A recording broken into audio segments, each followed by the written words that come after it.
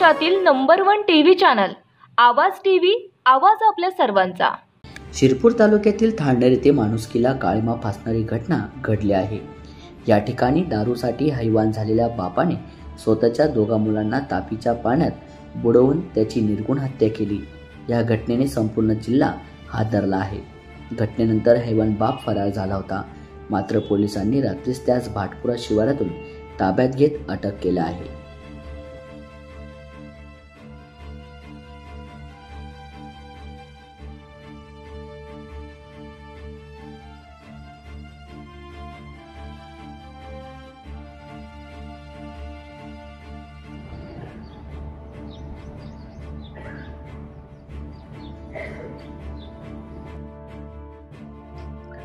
काल दिनांक 4/2/25 रोजी सौ छायाबाई सुनील कोळी राहणार थाळनेर यांनी आपल्याकडे तक्रार दिली की त्यांचा पती सुनील कोळी याने त्याचे 2 लहान मुले, एक कार्तिक वय 6 वर्ष आणि मुलगी चेतना वय 3 वर्ष यांना दारूला पैसे दिले नाही म्हणून तापी नदीच्या पाण्यात फेकून त्यांचा जीव घेतलेला आहे।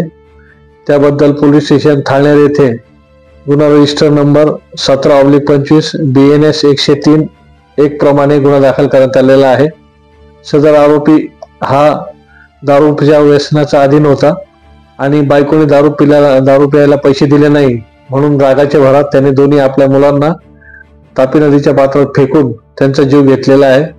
त्याबद्दल गुन्हा दाखल करण्यात आलेला असून आरोपीला अटक करण्यात आलेली आहे व अटकेची कारवाई व पुढील तपास सुरू आहे। रोजच्या ताज्या घडामोडींसाठी आवाज टीव्हीला सबस्क्राइब करा आणि बेल आयकॉन प्रेस करा।